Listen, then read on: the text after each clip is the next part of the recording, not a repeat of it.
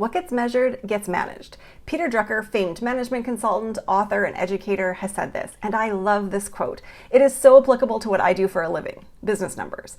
And as a business owner, you might find you easily get lost in all of the data that you have access to. And when you do, it makes it so much harder to know which metrics are actually relevant to you and your business goals. Should you pay attention to bounce rate or time on page? Should you be looking at average order value or average lifetime customer value? Maybe net sales or revenue? Or is the answer all of the above? All of the types of numbers I just listed are likely available to you as a number that you can track in your business. And it's up to you to choose which business numbers to track, how often to track them, and what to do with the information that you gain from your numbers once you actually have them in front of you. And that's exactly what we're going to be diving into today so that you can start tracking and understanding your business numbers now. If you're new here, my name is Kari, and I help businesses with messy metrics clean them up so they have access to accurate information that they can use to make decisions from. So you might be wondering, why bother tracking your business numbers in the first place? You really only need to know a few like revenue, site traffic, or number of email subscribers, right? While those are definitely important metrics, they don't give you all of the information that you need to know about the health of your business. Without a thoughtful, consistent strategy for tracking and evaluating your numbers, you'll only ever get a glimpse of how your business is performing. When you track your business numbers consistently, your business benefits in a variety of ways. For one thing, you'll experience increased confidence as a business owner. It's incredible how much confusion and worry we feel when we're making decisions based on assumptions or gut feelings.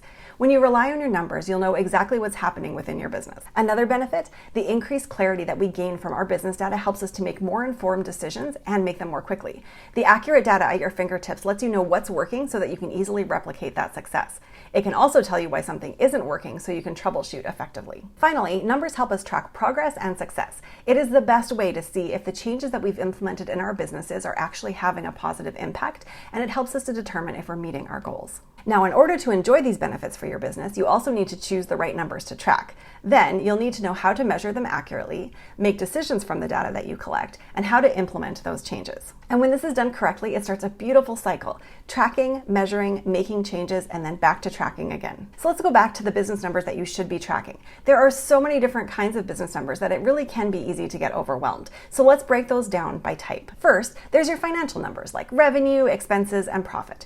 This may be what you immediately thought of when you heard the term business numbers. So why track your financial numbers? Well, the answer is easy for this category. You want to know how much money your business is actually making. Your expenses will tell you how much it costs to create, manage, and deliver your products or services to your target audience, and your profit is the amount of income that's brought in after expenses. Your revenue tells you how much you've made, including expenses, in a given time period, say last month. And the great thing is you can drill down each of these numbers further and discover which offer brought in most of your revenue, or how revenue has changed over time, and so much more. I actually have a video where I discuss increasing your revenue by really digging into your numbers, and I'll link that in the description for you if you want to check it out. Since sales numbers sound similar to financial numbers, let's talk about those next. Common sales numbers include things like the number of sales, conversion rates, and sales by product. Think of your number of sales as how many times your sales funnel successfully converted someone into buying your offer. And your conversion rate is the ratio of leads at the top of your sales funnel to those who became customers at the end of your sales funnel.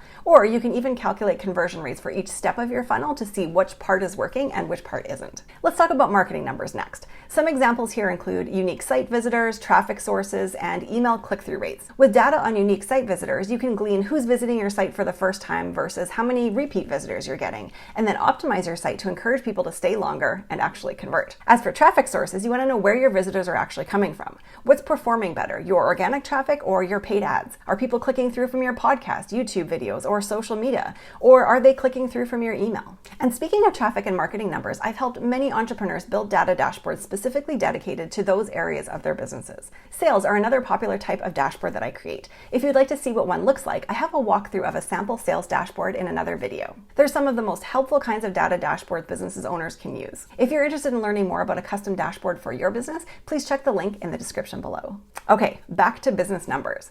Next, we have operational business numbers. These numbers help you understand how your business is running on the back end. This could include things like tasks or projects completed on time. Are you making the most of your work hours? Are you under capacity or over capacity? Similarly, your number of hours worked per project can tell you if you're charging for your services accurately or whether you're estimating your project completion timelines well. On the other side of your business, there's customer service numbers. How is your business performing on the customer-facing end? Numbers like satisfaction or NPS or Net Promoter Score will tell you this kind of thing. If you have a customer service ticketing system, numbers like volume and time to resolution within that system will show you if your customers' needs are being met effectively and efficiently. And finally, we have overall business numbers. How is your company doing as a whole? Are the number of team members growing or declining? What is the rate of your growth? And are your team members happy with your company? Some of these numbers are just as important as the numbers generated from customer behavior. Now that we've talked about the types of business numbers to track, you may be wondering which ones you should actually be focusing on for your business and how often you should actually be tracking them. Let's tackle the first part. Which number should you track for your business? Well, it all depends on what you really want to learn. I wish I could give you a simple answer like track X, Y, and Z, but that's just not possible because every business's numbers are unique. You have to decide what it is that you want to know and what you want to do with the information that you gain. And the good news is you don't have to track everything. Start with the numbers that you need to make your next best decision. Here's what I like to do. Ask yourself questions like, what question do you need the answer to? What information do you need to actually find that answer? Where can you go to find that information and how can you track it? And then once you have that information in hand, what are your next steps? So let's see this process in action with an example. Pretend that you want to know which marketing platform of yours is converting the best. The answers to your 4 questions would look maybe like this. I want to know which marketing platform is responsible for bringing in the traffic that leads to the most number of leads and sales. In order to find that answer, I need to know where my leads and sales are coming from.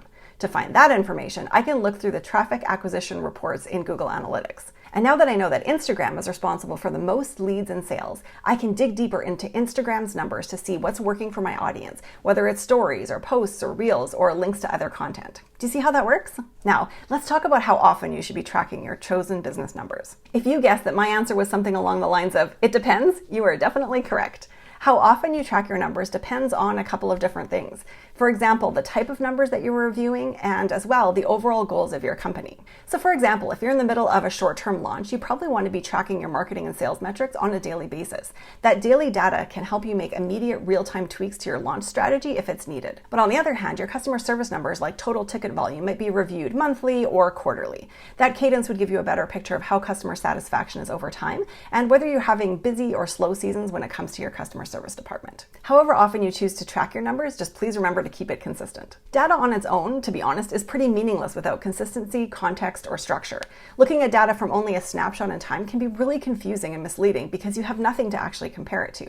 If a business owner comes to me and says, I have 100 people that hit my sales page every day, what should I do? It would be really difficult for me to be able to give them a helpful answer without proper context because 100 is just a number. If you're a low-ticket digital product seller, for example, your sales conversion rate is probably 1 to 3%, and you might end up needing a whole lot more eyes on your page to be able to get the number of sales that you're really looking for. But if you're a service provider with 100 people hitting your sales page and 10% of those people are going on to book a call, that's actually a pretty good amount of traffic. Data you've gathered over time or historical data also helps you understand seasonality in your business. This, in turn, can help you make decisions like when to launch new products or highlight past products, when to ramp up your marketing efforts, when you can hire and onboard new team members most easily, when to add an additional revenue stream, projecting revenue, forecasting your upcoming workload, and so much more. Again, you can track your numbers however often you want if it works for you and your business. Just be consistent so you can use that historical data to make better decisions based on facts. Okay, so we covered a lot in the last few minutes, so let's quickly recap what we talked about. First, tracking business numbers builds your confidence as a business owner. It helps you track your progress and it leads to better decision making. Also, there are many different types of business numbers, so it can really help to break them down into categories. We discussed financial numbers, sales, marketing, operational, customer service, and overall business numbers. The numbers you choose to track for your business depend on what you want to learn about your business. And how often you track your numbers really depends on the types of numbers that you've chosen to track and your overall business goals. I hope this video has given you the clarity and direction you might need to begin tracking and understanding your business numbers. And if you'd like some guidance on reviewing your numbers, I have a video that can help. It's linked in the description below. Please stay tuned for the next video where I'll show you where you can find key numbers within your Google Analytics 4 account. Yes, the new Google Analytics that now everyone is using. Thank you so much for watching, and I'll see you next time.